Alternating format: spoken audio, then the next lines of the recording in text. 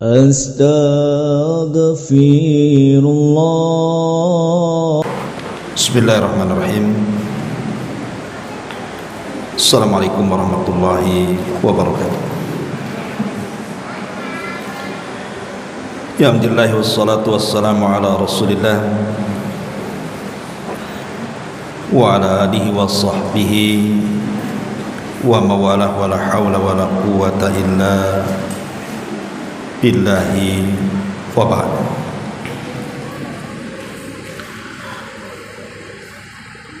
Baik, kita lanjutkan kajian kita, masih membahas kitab 175 Jalan Menuju Surga, dan kita masuk pada poin pertama pada halaman ke-39.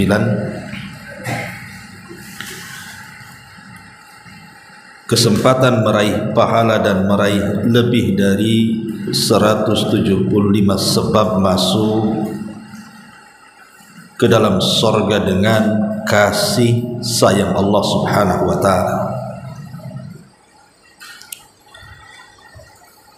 Kenapa di sini muallif pengarang mengaitkan dengan masuk surga itu ada kaitan dengan kasih sayang Allah Subhanahu wa ta'ala?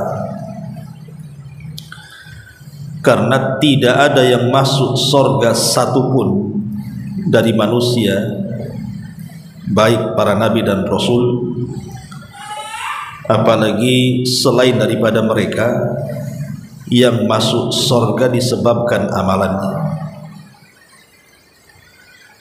Sehebat apapun para nabi beramal soleh, bukan itu tiket masuk surga.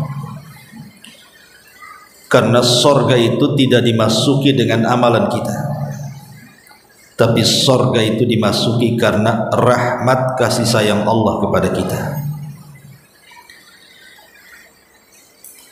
Makanya Nabi SAW ketika ditanya, wala anta ya Rasulullah, termasuk engkau wahai Rasul, engkau tidak masuk surga dengan amalan, kata Rasul, termasuk saya.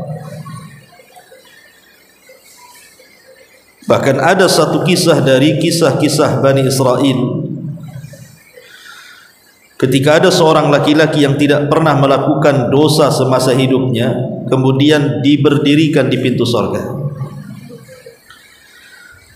Kemudian Allah Subhanahu wa ta'ala firmankan, udkhul al-jannata birahmati, masuklah kalian, masuklah engkau ke dalam surga karena kasih sayangku. Kemudian laki-laki ini mengatakan, tidak, saya tidak akan masuk surga karena rahmat dan kasih sayang, tapi masukkan aku surga karena amalan.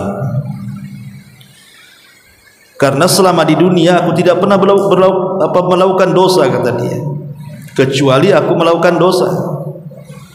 Kemudian kau masukkan ke dalam surga, wajar karena rahmat, tapi aku kan tidak pernah melakukan dosa, maka masukkan aku dengan amalan. Maka Allah Subhanahu wa ta'ala mengatakan, baik kalau begitu, hitung semua amalan yang pernah kau lakukan selama hidup di dunia itu. Akhirnya orang ini menghitung semuanya. Rupanya sudah terkumpul sekian pahala yang ia dapati dari amalan dia selama di dunia. Rupanya tidak ada apa-apanya bila dibandingkan dengan satu nikmat yang Allah anugerahkan kepadanya, nikmatul basar, nikmat bisa melihat dan memandang.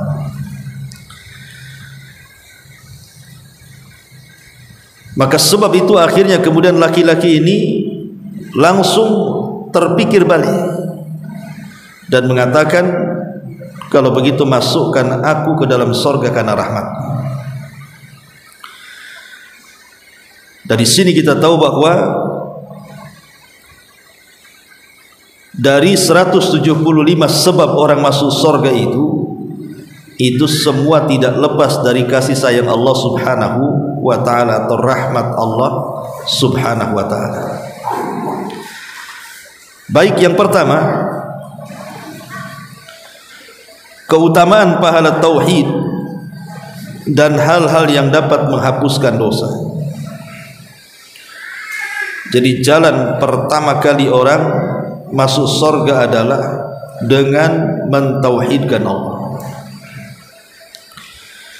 Di sini Allah Subhanahu wa taala berfirman, alladzina amanu wa lam yalbisu imanahum bidzulmin ulaika lahumul amnu wa hum muhtadun.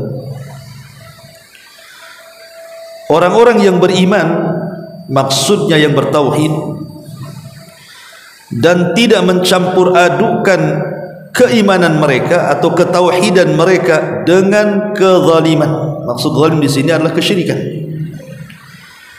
Maka mereka itulah orang-orang yang mendapat keamanan, dan juga mereka adalah orang-orang yang akan mendapatkan petunjuk.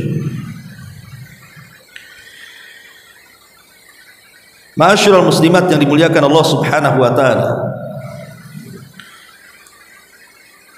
Di sini Allah Subhanahu wa taala mengatakan bahwa orang-orang yang tidak pernah mencampur adukan keimanan mereka dengan kezaliman atau tauhid dengan kesyirikan, maka mereka dijanjikan keamanan, aman di dunia dan aman di akhirat, dan juga mereka akan mendapatkan petunjuk dari Allah Azza wa Jalla. Zalim itu terbagi menjadi tiga. Ada zalim makhluk kepada Al-Khaliq, kepada Allah Subhanahu wa taala. Yang kedua ada zalim yang berkaitan makhluk sesama makhluk. Dan yang ketiga ada zalim yang berkaitan dengan zalim kepada diri sendiri. Jadi zalim kepada Allah, zalim kepada makhluk, dan zalim kepada diri kita sendiri. Kalau seandainya kita terbebas dari tiga kezaliman ini, kita tidak menzalimi Allah dengan tidak melakukan kesyirikan, kita tidak menzalimi kepada hamba-hamba Allah dengan melakukan dosa-dosa besar seperti hasad, dengki, dusta, ghibah dan yang semacamnya, dan dia pun selamat dari kezaliman kepada diri sendiri, tidak menyakiti dirinya, maka mereka akan mendapatkan keamanan mutlak. Keamanan mutlak maksudnya di dunia dan di akhirat. Karena ini babnya bicara soal surga, berarti dia akan mendapatkan keamanan secara mutlak di akhirat. Aman dari apa? Ya aman dari azab, aman dari siksa, aman dari neraka, dan aman dari hal-hal yang mengkhawatirkan dan menakutkan yang terjadi setelah kematian. Kalau seandainya orang ini aman dari semuanya ini, berarti dia dipastikan masuk surga. Karena di akhirat cuma dua tempat saja, masuk surga atau neraka. Dan neraka itu menakutkan karena di dalamnya ada azab, sementara surga itu menyenangkan karena di dalamnya ada nikmat. Ketika orang aman dari neraka berarti dia masuk surga, dan ketika dia masuk surga itulah keamanan yang sesungguhnya. Allah mengatakan faman zuhziha 'anil nar wa udkhilal jannah faqad faz. Siapapun yang keluar dari neraka atau tidak dimasukkan ke dalam neraka kemudian dimasukkan ke dalam surga, maka itulah keberuntungan yang sangat besar. Wa hum muhtadun, dan mereka akan mendapatkan hidayah, petunjuk dari Allah Subhanahu wa taala selama di dunia. Inilah dalil yang dijadikan bahwa tauhid itu adalah penyebab orang masuk surga.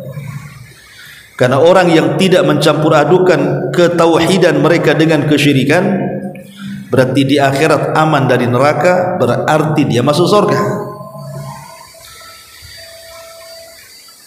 Kemudian Nabi SAW bersabda kepada Mu'adz ibn Jabal radhiyallahu anhu, wahai Mu'adz, apakah kamu mengetahui hak Allah atas hambanya dan apa hak hamba atas Allah? Maka Mu'adz berkata, Allah dan Rasulnya yang tahu.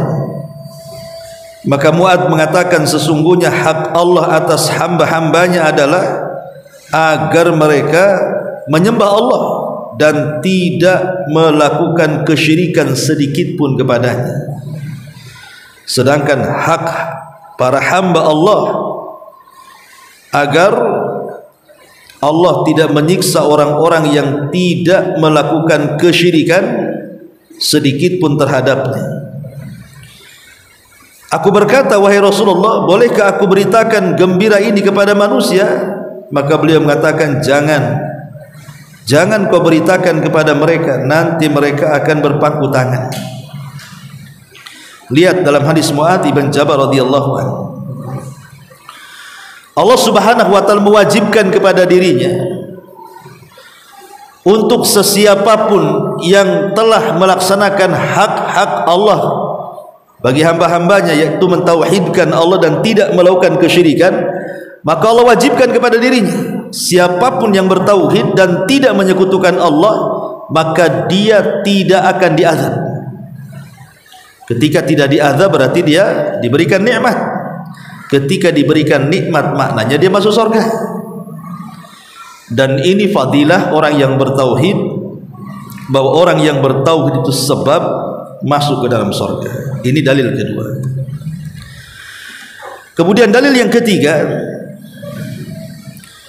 Nabi SAW bersabda, man qala ashhadu an la ilaha illallah wahdahu la syarika lahu wa anna muhammadan abduhu wa rasuluhu wa anna Isa Abdullah wa ibnu amati wa kalimatuhu alqaha ila Maryam wa ruhum minhu wa annal jannata haqqun wa annan nara haqqun adkhalahu Allahu min ayyi abwabil jannati thamaniyati sya'a.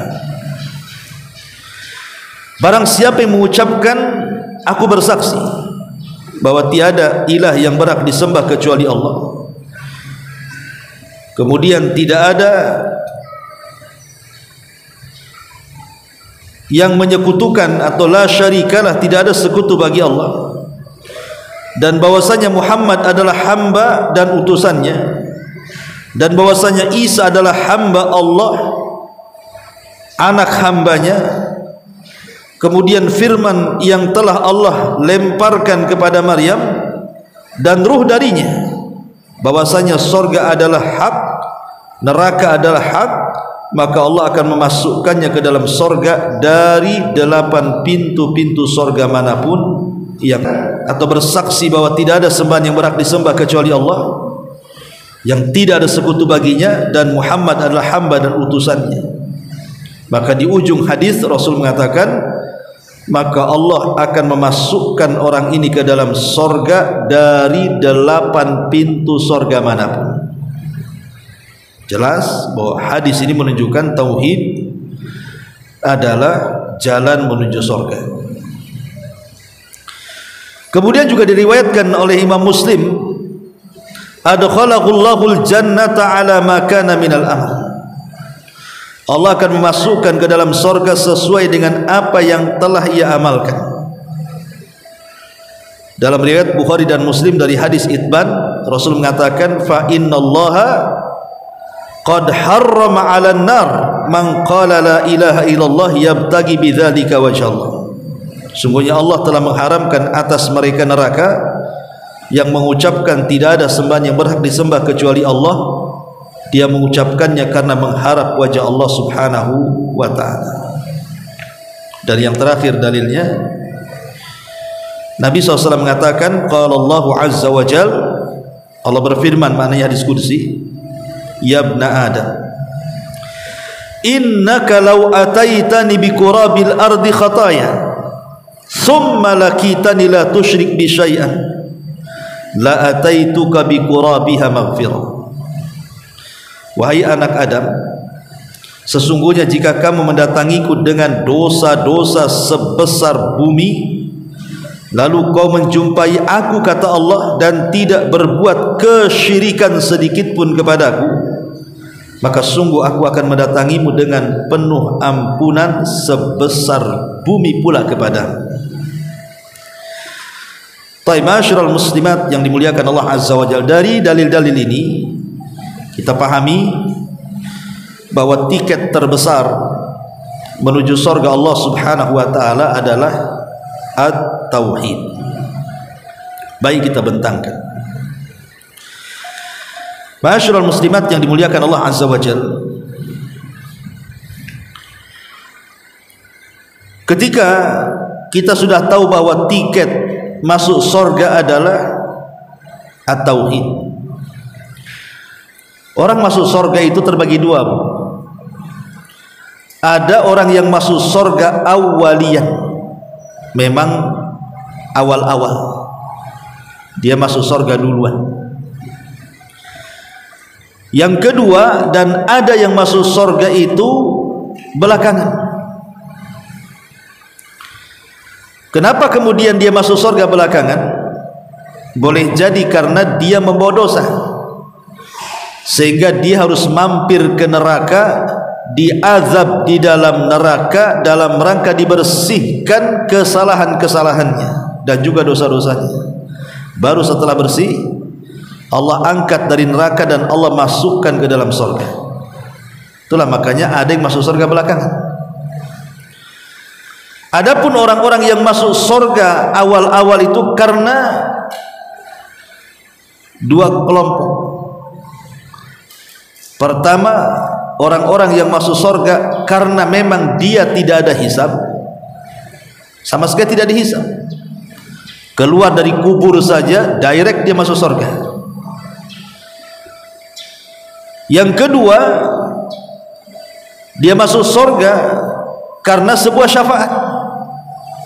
Dia mendapatkan syafaat, sehingga dengan syafaat yang ia dapatkan itu dia langsung masuk surga, walaupun ada proses hisab, tapi dia tidak masuk neraka. Jadi dihisab dengan hisab yang mudah, kemudian setelah itu langsung masuk surga, tidak lagi mampir di neraka. Berarti dari sini kalau kita uraikan, berarti ada tiga kelompok kan di sini. Pertama, orang yang masuk surga tanpa hisab dan azab. Dan ini disabdakan oleh Nabi SAW ketika Nabi SAW diperlihatkan umat yang begitu banyak, kemudian dikatakan kepada Rasul, dari mereka ada 70.000 yadkhulunal jannah bighairi hisabin wal adab. Dari umatmu itu ya Muhammad ada 70.000 orang yang masuk surga tanpa hisab dan azab. Ini kelompok yang pertama, masuk surga tanpa hisab dan azab. Dan ciri-cirinya disebutkan oleh Nabi SAW. Apa ciri-cirinya? Alladzina la yastarqun, orang-orang yang mereka tidak minta diruqyah. Orang-orang yang tidak minta diruqyah. Yang kedua, wala yaktawun, orang-orang yang tidak minta ditempeli besi panas saat pengobatan. Kemudian yang ketiga, wala yatatayyarun, dan orang-orang yang tidak tatayyur, menganggap apa yang dilihat, yang didengar, yang dimimpikan, yang terlintas jadi barometer untung dan buntung dalam kehidupan. Itu namanya tatayyur. Kemudian yang terakhir, wa ala rabbihim yatawakkalun, dan orang yang senantiasa menambatkan betul-betul hatinya kepada Allah Subhanahu wa taala, alias bertawakal kuat kepada Allah Subhanahu wa taala. Ma'asyiral muslimat yang dimuliakan Allah Subhanahu wa taala. Lah pertanyaannya, kenapa kemudian orang-orang seperti ini mereka masuk surga tanpa hisab dan juga tanpa adab? Pertama, karena mereka adalah orang-orang yang sempurna tauhidnya. Mereka adalah orang-orang yang sempurna tauhidnya. Yang kedua, mereka adalah orang-orang yang tidak menanamkan ketergantungan kepada selain Allah. Mereka tidak menanamkan hati mereka ketergantungan kepada selain Allah Subhanahu wa ta'ala. Dan yang ketiga, mereka adalah orang yang benar-benar mencintai Allah Subhanahu wa ta'ala. Makanya mereka masuk surga tanpa hisab dan azab. Kemudian kelompok yang kedua adalah kelompok yang mereka masuk surga karena sebuah syafaat, dan mereka melalui proses yang disebut dengan hisaban yasira, hisab yang mudah. Lah hisab yang mudah itulah yang menjadikan dia tidak dimasukkan ke dalam neraka, tapi juga direct masuk surga. Tapi tentu di bawah orang-orang yang masuk surga tanpa hisab dan azab. Lah kelompok yang ketiga, mereka pun masuk surga, sama masuk surga, tapi tadi mereka harus menghadapi hisab yang sulit, dan mereka harus diazab dulu untuk dibersihkan dosa-dosanya. Setelah betul-betul bersih dosanya, baru dimasukkan ke dalam surga. Tetapi tiga-tiganya, baik yang masuk surga tanpa hisab dan azab, baik masuk surga karena syafaat, atau masuk surga karena diazab kemudian masuk surga belakangan, tiga-tiganya kuncinya adalah tauhid. Baik yang pertama, yang masuk surga tanpa hisab dan azab, kuncinya tauhid. Baik orang yang masuk surga dengan hisab yang mudah, kuncinya tauhid. Baik orang yang masuk surga dengan hisab yang sulit sehingga dibersihkan dosa neraka, tetapi ujung-ujungnya masuk surga, itu pun karena kuncinya tauhid. Jadi tauhid itulah yang menjadikan orang itu bisa masuk surga ataupun tidak masuk surga. Masyaallah muslimat yang dimuliakan Allah Azza wa Jalla, sebenarnya sebelum kita cerita tentang surga yang ada di akhirat, di dunia ini sudah ada surga. Sebagaimana dinyatakan oleh Imam Ibnul Qayyim rahimahullahu ta'ala, dan juga gurunya Syekhul Islam Ibn Taimiyah rahimahullahu ta'ala. Apa kata dua ulama kibar ini? Man lam yadkhulil jannata fid dunya lam yadkhulil jannata fil akhirah. Siapa yang tidak merasakan surga di dunia, maka dia tidak akan merasakan surga di akhirat. Siapa yang tidak masuk surga di dunia, maka dia tidak akan masuk surga di akhirat. Apa maknanya? Dan apa surga di sini? Maka Ibnu Taimiyah dan juga Imam Ibnul Qayyim menjawab bahwa yang dimaksud surga dunia adalah itminanul qalbi, ketenangan hati. Itulah surga dunia. Ibu kalau tenang hati, bu, makan enak, biasa 2 piring nambah 5 piring, namanya lagi tenang hati. Coba kalian lagi rungsep, bu, jangankan 1 piring, tengok makanan pun tak selera. Itu kalau rungsep hatinya kan. Kalau tenang hati, bu, tengok suami itu udah kayak malaikat, bukan? Coba kalau rungsep hatinya udah kayak setan aja nengok, terbalik kan? Ya. Karena nggak tenang hatinya. Orang kalau tenang hatinya, ibu, senang di rumah, walaupun sendirian, walaupun dari pagi sampai sore sampai pagi lagi di rumah aja nggak keluar-keluar, tenang aja. Coba nggak tenang, bu, mana ada ibu tinggal di dia, nggak ada lewat jendela yang penting keluar, karena tidak tenang hatinya. Orang kalau tenang hatinya, walaupun mungkin uang tak banyak kan gitu ya, tapi karena nggak kepikir, bu, ya biasa-biasa saja. Tapi orang yang tidak tenang hatinya, walaupun dunia di tangannya, tetap saja, bu, tidak akan senang hidupnya. Jadi kunci kesenangan dunia itu hanya dalam hati. Walaupun dia miskin tapi kaya hati, seolah-olah dunia milik dia. Tetapi kalaupun dia kaya, betul-betul kaya, tapi sempit hatinya, seolah-olah sempit pula dunia bagi dia. Itulah yang disebut dengan surga dunia. Kata Nabi SAW, man asbaha minkum aminan fi sirbihi mu'afan fi jasadihi, kemudian walahu qutu yaumihi faka'annama hizat lahu dunya, kata Rasul. Barang siapa yang ibu bangun di pagi hari, satu, aminan fi sirbihi, ibu merasa aman, aman, tidak digibai tetangga, tidak dihasadi tetangga, tidak ada yang dengki sama ibu, ibu tidak punya hutang, ya, tidak ada yang neror, pokoknya tidak ada hal-hal yang menakutkan bagi ibu.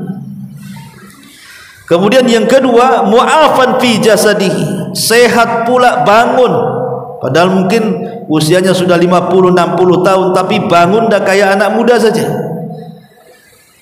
Nggak ada sakit-sakit kaki, sakit-sakit leher, sakit-sakit pinggang, nggak ada sakit kepala, vertigo, percie atau apa kan, nggak ada. Pokoknya senang aja badan tuh, ya. Kemudian juga walahu qutu yaumihi, ada pula yang dimakan. Mau makan bakso, COD, makan soto, COD, ada aja yang dimakan.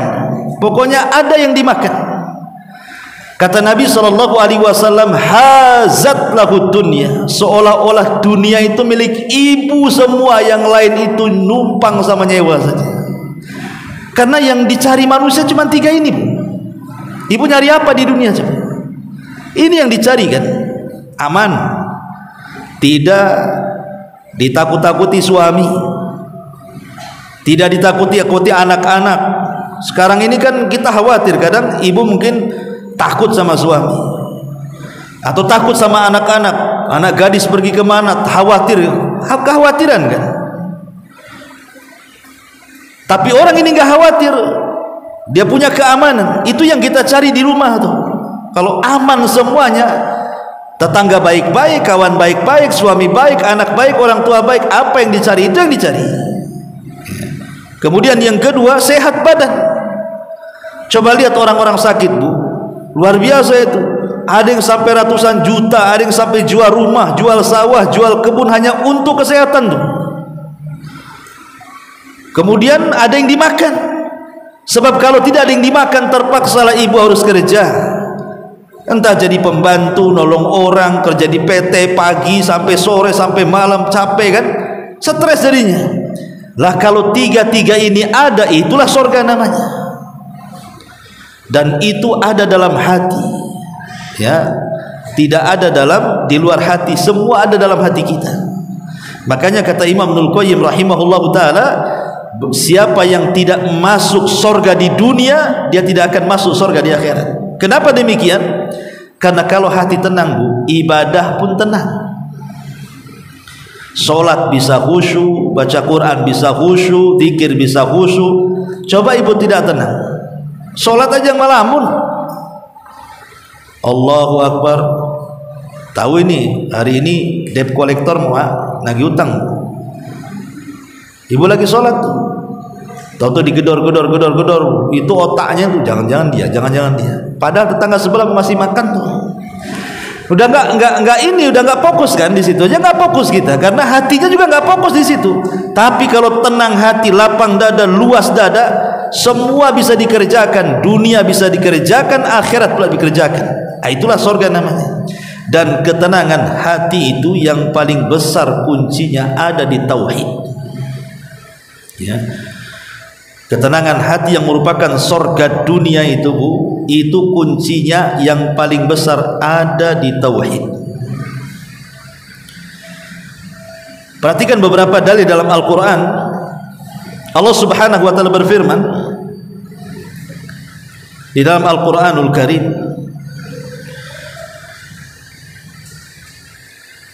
wa man yu'min billahi yahdi qalbah, wa man yu'min billahi yahdi qalbah. Barang siapa yang beriman dengan Allah alias mentauhidkan Allah, yahdi qalbahu, pasti hatinya akan dilapangkan, diisi hidayah oleh Allah Azza wa Jalla. Dan Allah juga mengatakan dalam surah Al-An'am ayat 125-nya, faman yuridillahu an yahdiyahu yashrah sadrahu lil Islam wa man yurid an yudillahu yaj'al sadrahu dhaiqan harajan ka'annama yas'adu fis sama. Barang siapa yang Allah kehendaki diberikan hidayah, maka Allah lapangkan dadanya selapang-lapangnya untuk Islam. Tapi barang siapa yang Allah kehendaki sesat, maka Allah akan sempitkan sesempit-sempit dadanya, seolah-olah dia sedang menanjak ke langit, ngos-ngosan, sempit dadanya, capek, lelah gitu. Kemudian juga Allah mengatakan, ala bidzikrillahi tatmainnul qulub. Ingatlah dengan mengingat Allah, tauhid, dekat dengan Allah, maka menjadi tenang hatinya. Kemudian juga Allah mengatakan, ma asaba min musibatin illa biidznillah wa man yu'min billahi yahdi qalbah. Tidaklah musibah menimpa kepada seseorang kecuali karena izin Allah, dan barang siapa yang beriman kepada Allah, mentauhidkan Allah, maka Allah akan lapangkan dadanya seluas-luasnya. Tapi sebaliknya, kalau orang jauh dari Allah, seperti orang yang melakukan kesyirikan kepada Allah Azza wa Jalla, maka hatinya tidak akan lapang. Dan itu disebutkan di dalam surah Thaha ayat 123 sampai 124, wa man ittaba'a hudaya faman ittaba'a hudaya fala yadhillu wa la yashqa wa man a'rada an dzikri fa innalahu ma'isyatan dhanka. Barang siapa yang mengikuti petunjukku tauhid, maka dia tidak akan tersesat ataupun celaka. Tapi barang siapa yang berpaling mengingatku dari tauhid, maka dia akan diberikan kehidupan yang sempit di dunia dan juga setelah kematiannya. Dan banyak lagi yang menunjukkan bahwa tauhid itu bisa melapangkan dada. Contohnya seperti apa? Tauhid itu bisa melapangkan dada. Ma'asyiral muslimat yang dimuliakan Allah Subhanahu wa taala, contohnya umpamanya seperti tadi pagi yang saya ngisi kajian di Masjidul Ihsan, ya. Bagaimana tauhid itu betul-betul menenangkan hati kita. Contoh orang-orang yang kemudian yakin dengan takdir Allah Azza wa Jalla. Orang yang ketika hidupnya berjalan di atas takdir dan beriman kepada takdir bagian daripada tauhid. Orang kalau beriman dengan takdir, Bu, kalau seandainya Allah berikan ibu musibah, tidak terlalu sedih. Kalau seandainya Allah berikan ibu nikmat, tidak pula terlalu bahagia, karena musibah dan nikmat itu dua-duanya sudah dicatat. Lalu apa yang disedihkan, apa pula yang dibanggakan? Toh sudah dicatat dua-duanya. Hari ini harus dapat musibah, sudah dicatat di Lauhil Mahfuz. Besok dapat nikmat pun sudah dicatat di Lauhil Mahfuz. Kalau semua sudah dicatat, lalu apa yang disombongkan dari kekayaan yang Allah anugerahkan kepada kita? Oh, semua sudah dicatat kok. Ini contoh orang kalau berjalan dengan takdir. Ibu kemalangan atau ditinggal orang-orang yang ibu cintai, karena ibu yakin dengan takdir, ya semua sudah takdir Allah, mau diapakan lagi. Innalillahi wa inna ilaihi raji'un. Dari rumah kemudian ke pasar, ketika mau beli-beli dompet pula hilang, jatuh di mana, ya. Kemudian ibu nyalahkan jalan.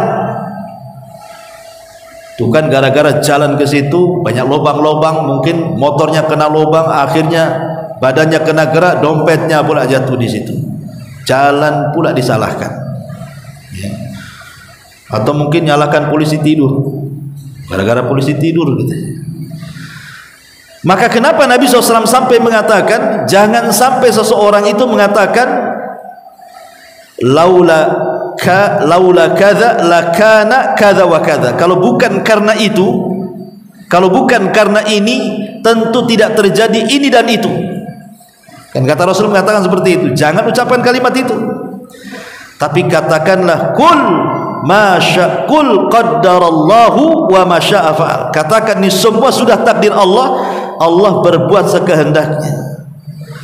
Mungkin ada hikmahnya yang kita tidak tahu kan itu. Tetapi kan minimalnya tenang, Bu. Sudahlah, sudah dicari ke sana kemari, memang sudah bukan rizkinya. Selesai kan? Ketika kita yakin bahwa itu bukan rizki kita karena sudah dicatat, ya agak tenang sedikit lah, walaupun agak gerundal sedikit kan. Tapi kan minimalnya kita agak tenang lah kan ya.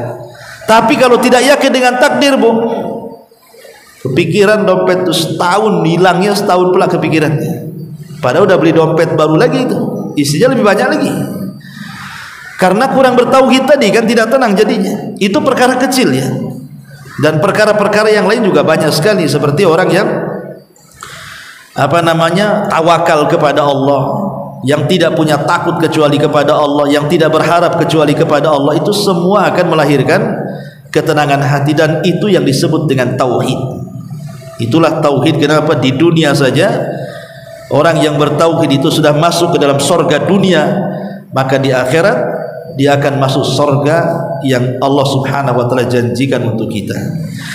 Wallahu a'lam bishawab. Ini diantara poin yang pertama, bahwa diantara 175 jalan sebab masuk sorga dengan kasih sayang Allah adalah at-tauhid. Wallahu a'lam. Satu poin aja. Baik, silakan boleh bertanya.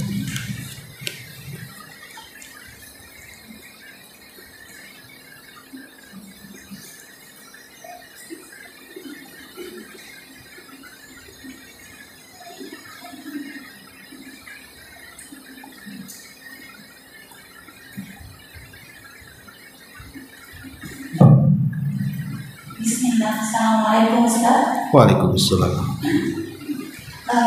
Tadi Ustaz jabarkan orang yang masuk surga itu terbagi dua. Yang pertama yang awal, dan yang kedua yang di belakangan. Terus yang awal tadi terbagi juga menjadi dua. Yang pertamanya tidak ada hisab dan azab. Terus kelompok yang pertama tadi 70 orang masuk surga tanpa hisab ya Ustaz. Tadi sudah Ustaz jabarkan. Yang Anda tanyakan Ustaz, gimana kaitan dengan hadis yang mengatakan ketika kita orang akhir zaman ini menegakkan sunnah dan dia akan masuk surga lebih awal dari Muhajirin dan Ansar, itu maksudnya gimana Ustaz? Ya, alhamdulillah. Wallahu alam di sini. Jadi itu hanya menjelaskan tentang keutamaan orang yang menjalankan sunnah. Ya, kalau masuk surganya lebih awal daripada Muhajirin dan Ansar, ya tentu tidak.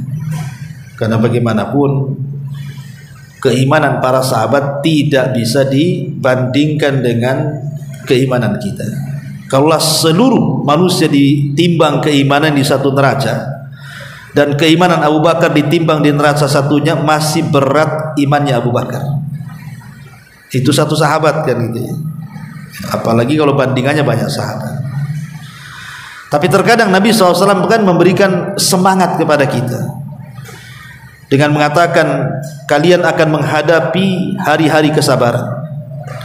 Yang memegang di antara kalian agama kalian seperti memegang bara api.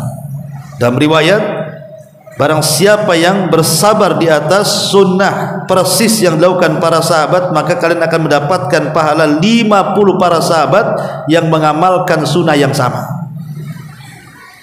Ini kan dorongan-dorongan semangat Nabi SAW untuk kita meraih pahala. Tapi kalau umpamanya dikatakan kita bisa lebih dulu daripada Muhajirin dan Ansar, ya tentu tidak, karena keutamaan para sahabat kan tidak bisa diimbangi oleh orang-orang setelahnya. Dengan hanya melihat Nabi saja sudah cukup para sahabat itu punya keutamaan yang kita tidak punya. Dan kalau seandainya ibu punya gunung Uhud di emas, diinfakkan semua tuh, satu gunung Uhud itu emas semua ibu infakkan, itu tidak ada setelapak tangan, bahkan separuh telapak tangan sahabat pahala kita dengan mereka. Ya, jadi itu kalimat penyemangat saja, penyemangat bahwa orang yang megang sunnah itu mereka akan diberikan pahala yang besar. Wallahu a'lam. Satu lagi Ustaz. Iya. Jadi ketika Rasulullah SAW berjalan di kuburan Baqi ya Ustaz, Rasulullah mengatakan sesungguhnya dikatakan situ kita belum bertemu dengan saudara-saudara kita. Terus sahabat mengatakan, ya Rasulullah, bukankah kami saudara-saudara yang dimaksudkan? Rasulullah mengatakan, bukan, mereka belum datang. Itu maksudnya apa ya Ustaz? Ya, alhamdulillah, itu bentuk kerinduan Nabi. Ya, Nabi itu 13 hari sebelum wafatnya, tidak salah dalam sejarah itu. Rasul setelah Hajjatul Wada, pulang dari haji perpisahan, Nabi ingin berkunjung ke kuburan syuhada Uhud. Rasul ingin mengenang jasa-jasa para syuhada Uhud, karena bagaimanapun Rasul tidak pernah melupakan jasa orang. Jadi diajaklah para sahabat yang masih hidup, ayo kita berziarah ke kuburan syuhada Uhud. Soalnya Rasul mengatakan, kalau bukan karena Allah kemudian mereka, tentu kita tidak seperti ini. Jadi diperlihatkan jasa-jasa para sahabat syuhada Uhud. Kemudian Nabi SAW mendoakan mereka, Assalamualaikum ya syuhada Uhud, keselamatan bagi kalian wahai syuhada Uhud. Wa inna insyaallahu bikum mulahikun, nas'alullahu lana wa lakumul afiyah. Kami pun kalau Allah berkehendak akan menyusul kalian, dan kami hanya meminta kepada Allah untuk kami dan kalian semoga Allah memaafkan dosa-dosa kita. Kemudian Rasul pulang. Di tengah jalan antara Uhud dan kota Madinah, Nabi SAW tiba-tiba menangis. Kemudian sahabat di sekitarnya yang menemani Rasul berziarah itu, mereka bertanya tangisan Nabi SAW. Maka Rasul mengatakan, Ashfaqtu li ikhwani, aku rindu dengan teman-temanku. Maka sahabat mengatakan, awalasna ikhwanuka ya Rasulullah, lah kami kan teman-teman. Kata Rasulullah, bal antum ashabi, bukan, kalian itu sahabatku bukan temanku. Lalu siapa yang dimaksud anda teman-teman wahai Rasul? Maka Rasul mengatakan, hum qaumun yu'minuna bi walam yarawni, mereka lah sebuah kaum melihatku pun tidak, tapi mereka yakin pula dengan aku dan beriman dengan aku. Itulah kita. Jadi kita ini dirindukan oleh Nabi SAW. Kita ini dirindukan oleh Nabi, makanya kita harus rindu dengan Rasul, karena Rasul aja rindu dengan kita kok. Dan kita ini termasuk umat Rasul. Jadi umat Rasul bukan terbatas di Rasul masih hidup saja para sahabat, tidak. Tapi umat Rasul itu ya sampai kiamat, dibangkitkan orang-orang yang tidak berjumpa dengan Rasul dan beriman dengan Rasul, itulah umat Rasul. Jadi umat itu bukan terbatas kepada sahabat, tapi sampai hari kiamat, karena Nabi adalah Nabi terakhir, berarti umatnya pun umat terakhir kan itu. Dan ini keutamaan orang-orang yang tidak pernah melihat Rasul tapi dengan yakin betul dengan Nabi SAW. Wallahu a'lam. Ustaz, di situ dikisahkan juga Ustaz, intinya yang dikatakan teman-teman berarti umatnya Rasulullah yang belum pernah melihat Rasul, termasuk kita ya Ustaz. Termasuk kita. Ya, berarti di sini kan ada penjabaran juga. Setelah itu diumpamakan Rasulullah SAW menunggu kita di telaganya, dan barang siapa yang tidak mengikuti sunnahnya bahkan akan dihalau dari telaganya. Yang Anda tanyakan Ustaz, sekarang begitu banyaknya seperti yang dikatakan dalam hadis, umat Islam ini terpecah dari 73 golongan, satu golongan yang masuk surga. Tentu saja di akhir zaman ini banyak banget yang kita lihat perpecahan itu ya Ustaz. Berarti nanti apakah seperti yang kita pikirkan Ustaz, 73 golongan? Kita ya orang sunnah ini yang duluan kan yang menghadapi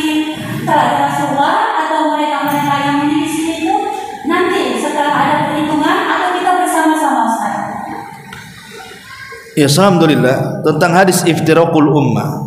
Sataftariku hadhil ummah ala 73 firqatan kulluhum finnar illa wahida.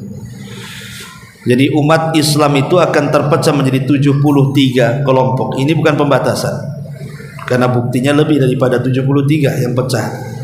Tetapi ini akar dari perpecahan 73. Dari 73 berkembang sampai ratusan, mungkin ribuan pecah. Tetapi kemudian Nabi SAW mengatakan dari 73 ini yang direct masuk surga hanya satu, tapi yang 72 itu terancam dengan neraka. Tapi semuanya ahli surga. Yang 73 itu semua ahli surga, bukan ahli neraka mereka. Semua ahli surga. Tapi ada yang masuk surga direct tadi, yang saya sebutkan 3 kelompok tuh. Ya, kelompok yang pertama direct dia masuk surga kan. Ah, itulah yang satu. Yang satu itu direct masuk surga. Kenapa? Karena ketika di dunia dia beragama, kata Nabi SAW, ma ana alaihil yauma wa ashabi. Karena ketika di dunia dia beragama itu persis seperti agama Rasul dan agama yang dipraktikkan para sahabat Rasul.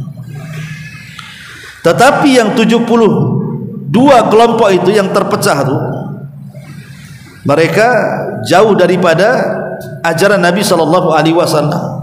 Makanya dalam hadis telaga ada umat itu yang kemudian dihalau dari telaga kan, karena alasannya mereka banyak melakukan penyelisihan sunnah. Makanya yang 72 itu terancam neraka. Kalimat terancam neraka bisa iya masuk neraka, bisa tidak. Boleh jadi dia itu sudah terancam neraka tapi dapat syafaat, akhirnya tidak jadi masuk neraka. Mereka terancam neraka, tapi yang namanya terancam itu bisa ya bisa tidak, karena di sana ada syafaat masalahnya. Bisa terselamatkan dengan syafaat, akhirnya masuk surga. Atau mungkin dia tidak terselamat dari syafaat yang langsung masuk surga, masuk pula dia masuk ke neraka. Tapi setelah di neraka dapat syafaat lagi, dikeluarkan lagi dari neraka. Tapi ada orang-orang juga yang mereka tidak dapat syafaat, habis syafaatnya. Tidak dapat syafaat para nabi, tidak dapat syafaat para malaikat, tidak dapat syafaat orang-orang soleh, para syuhada, anak-anak yang soleh dan soleha. Pokoknya habislah syafaat itu. Mereka lah orang-orang yang terakhir keluar dari neraka dan terakhir masuk surga. Kenapa mereka dimasukkan ke dalam surga? Dengan rahmat, bukan dengan syafaat. Dan itu yang terakhir. Kalau sudah tidak ada syafaat berarti kesempatan cuma satu, tinggal nunggu rahmat Allah saja. Dan mereka orang-orang yang memiliki iman walaupun sebiji dzarah dalam hatinya. Itulah yang terakhir keluar dari neraka. Ya, berarti 72 yang terancam itu, itulah masuk ke situ. Masuk ke situ, bisa masuk neraka, bisa tidak. Ya, kalau masuk neraka bisa saja keluar dengan syafaat dan rahmat, itu maksudnya. Ya, wallahu a'lam. Wa iya.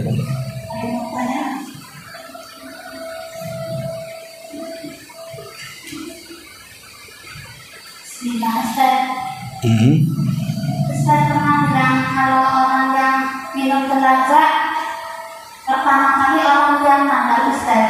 Nah, yang terjadi pertanyaan itu orang Indo itu harus orang Yaman juga semua yang minum apa orang Indonesia gimana? Apakah juga orang Yaman yang tinggal di Indonesia atau turunan orang Yaman yang di Indonesia gitu? Iya, maksudnya gitu, kalau orang Yaman duluan yang minum teragus itu gimana? Maksudnya orang Yaman dalam hadis itu bukan orang-orang Yaman yang lahir di Indonesia tapi turunan Yaman, atau orang-orang Yaman yang hari ini, bukan. Maksudnya orang-orang Yaman ini diisyaratkan kepada orang-orang Ansor. Ada Muhajirin, ada Ansor. Jadi yang dimaksud di sini orang Ansor, karena semua orang Ansor itu nenek buyutnya itu, kakek buyutnya itu orang Yaman. Jadi tidak semua orang Yaman, tidak. Maksudnya di sini disyaratkan kepada ahlu al-Ansor, ahlul Yaman itu. Karena orang Muhajirin bukan dari Yaman, dari Mekah. Tapi orang Ansor itu semua dari Yaman, Khazraj dan Aus, dan ada penyebabnya. Kenapa mereka duluan? Kenapa tidak Muhajirin? Bukankah yang berjuang pertama kali 13 tahun Rasul berdakwah itu belum ada orang Ansor? Orang Muhajirin semua yang menolong Nabi dengan hartanya, dengan jiwanya, dengan kekayaannya, dengan waktunya, dengan jiwa, tenaga dan jiwa yang begitu seterusnya. Karena ada sabda Nabi SAW mengatakan, kalian akan dipimpin oleh orang-orang yang akan merampas hak kalian, dan kalian tidak bisa mengambil hak kalian untuk diambil. Tetapi bersabarlah, kata Rasul, sampai kalian temui aku di telagaku. Rasul ngomong begini di hadapan orang Ansor. Kenapa Rasul mengatakan kalian ini akan menghadapi pemimpin yang zalim, yang bisa saja merampas hak kalian, dan kalian tidak bisa mengambil hak kalian dari penguasa zalim itu. Tapi sebagai imbalannya, kata Rasul, kalian akan mendapatiku di telagaku. Karena orang Ansor itu sepanjang sejarah tidak pernah menjadi pemimpin. Abu Bakar Muhajirin, Umar Muhajirin, Utsman Muhajirin, Ali Muhajirin, Hasan Muhajirin. Kemudian pindah dari Khulafaur Rasyidin menjadi kerajaan. Kerajaan pertama siapa? Bani Umayyah. Rajanya siapa? Muawiyah bin Abi Sufyan. Muhajirin. Penggantinya Muhajirin. Penggantinya Muhajirin. Ketika daulah Umayyah runtuh, datang daulah Abbasiyah. Semua Muhajirin, turunan Muhajirin. Kapan orang-orang Ansor ini dapat? Mereka tidak diberikan kesempatan untuk jadi pemimpin karena memang Nabi SAW mengatakan al-imamatu min Quraisy, bahwa kepemimpinan itu jadi Quraisy. Jadi pemimpin yang harus dari suku Quraisy, dari Madinah atau Ansor ini cukup menterinya saja. Makanya ketika di dunia dia tidak mendapatkan kepemimpinan, maka di akhirat dia diganjar orang yang pertama kali meminum telaga Nabi. Itu sebabnya kenapa orang Ansor ini lebih dulu minum dari telaga Rasul dibandingkan yang lainnya. Wallahu a'lam.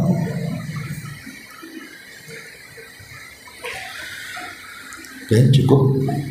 Di jam 10. Subhanallah bihamdika, asyhadu an la ilaha illa anta, astaghfiruka wa atubu ilaik. Assalamualaikum.